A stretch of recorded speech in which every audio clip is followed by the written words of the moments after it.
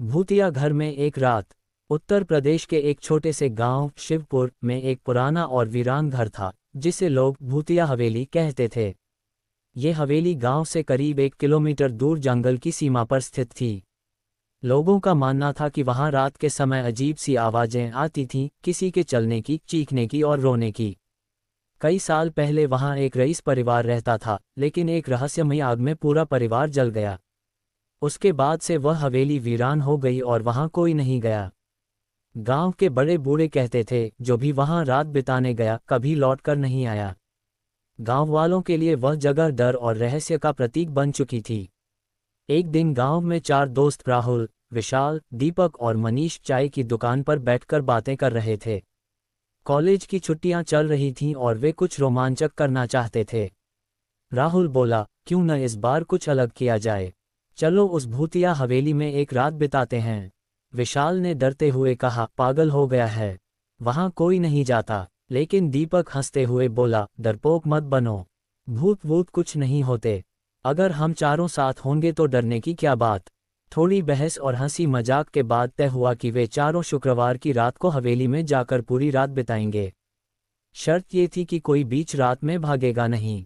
शुक्रवार रात करीब 9 बजे चारों दोस्त टॉर्च, मोबाइल, स्नैक्स और कैमरा लेकर हवेली की तरफ निकले। रास्ते में झींगुरों की आवाज़ और हल्की ठंडी हवा माहौल को और डरावना बना रही थी।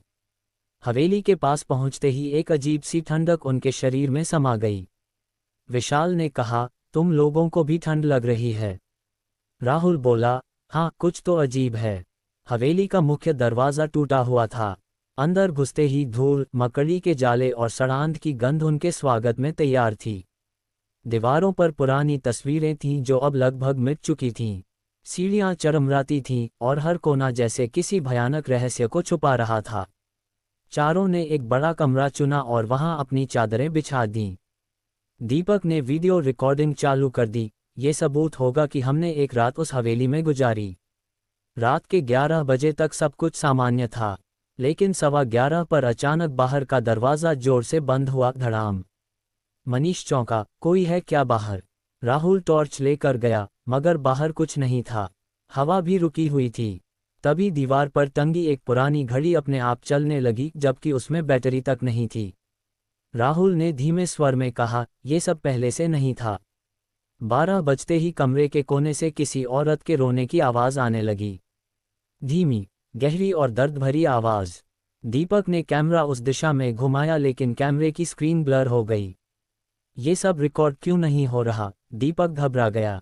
तभी उनके चारों ओर अजीब सी हरकतें शुरू हो गईं। दरवाज़ा अपने आप खुलने और बंद होने लगा, फर्श पर हल्की पदचाप सुनाई दी और खिड़की से किसी के झांकने की आहट आई। रात के करीब 1 बजे विशाल बाथरूम जाने के लिए कमरे से बाहर निकला। बाकी 3 दोस्त उसकी वापसी का इंतजार करते रहे, लेकिन 15 मिनट बीत जाने के बाद भी वह नहीं लौटा। राहुल और दीपक उसे ढूंढने निकले, लेकिन हवेली के हर कोने की तलाश करने के बावजूद विशाल कहीं नहीं मिला। बस एक कोने में उसके जूते पड़े थे, खून से सने हुए। दीपक कांपते हुए बोला, ये मजाक नहीं हो सकता, कुछ सच में गड़बड़ है। मनीष रोने लगा, हमें यहाँ से भागना चाहिए। लेकिन तभी हवेली का मुख्य दरवाज़ा अपने आप बंद हो गया और एक डरावनी महिला की छाया दीवार पर दिखने लगी। सफ़ेद साड़ी में, बिखरे बाल, लाल आंखें। दीवार पर दिख रही परछाई ने बोलना शुरू किया, तुम लोगों ने मेरी नींद खराब की है, अब तुम भी यहीं रहोगे। राहुल हिम्मत जुटाकर बोला, तुम कौन हो?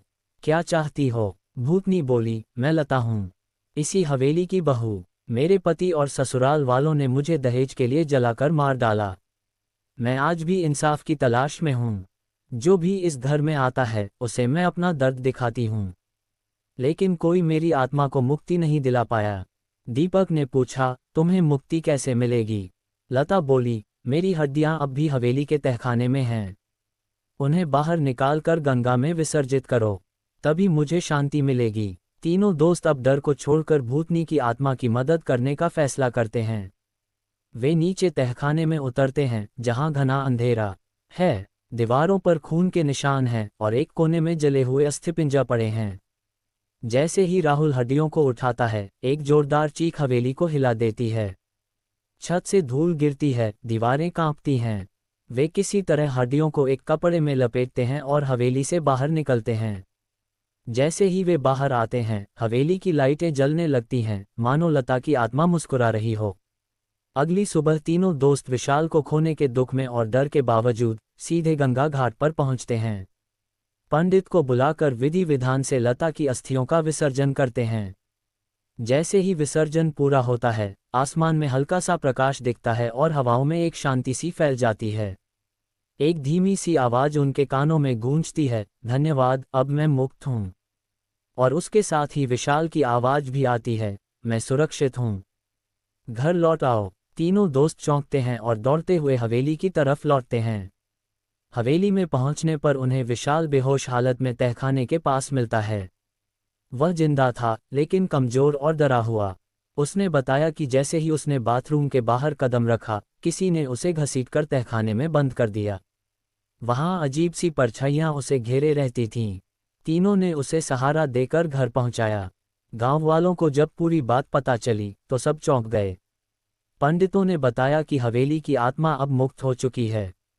लोगों ने पहली बार देखा कि वो हवेली अब वीरान नहीं लग रही थी।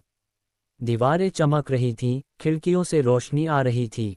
ऐसा लग रहा था जैसे सालों की पीड़ा अब खत्म हो गई हो। राहुल, दीपक, मनीष और विशाल अब गांव में नायक बन चुके थे।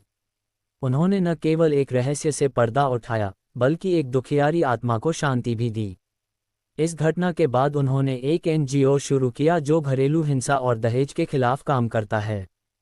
हवेली को अब एक स्मारक बना दिया गया है, लता स्मृति, जहां हर साल दीप जलाए जाते हैं ताकि किसी और को ऐसा दर्द न सहना पड़े। कहानी ये सिखाती है कि कभी कभी डरावनी घटनाओं के पीछे एक दर्दनाक सच्चाई होती है। अगर हम साहस दिखाएं और इंसानियत को आगे रखें, तो हम अंधकार को भी रोशनी में बदल सकते हैं।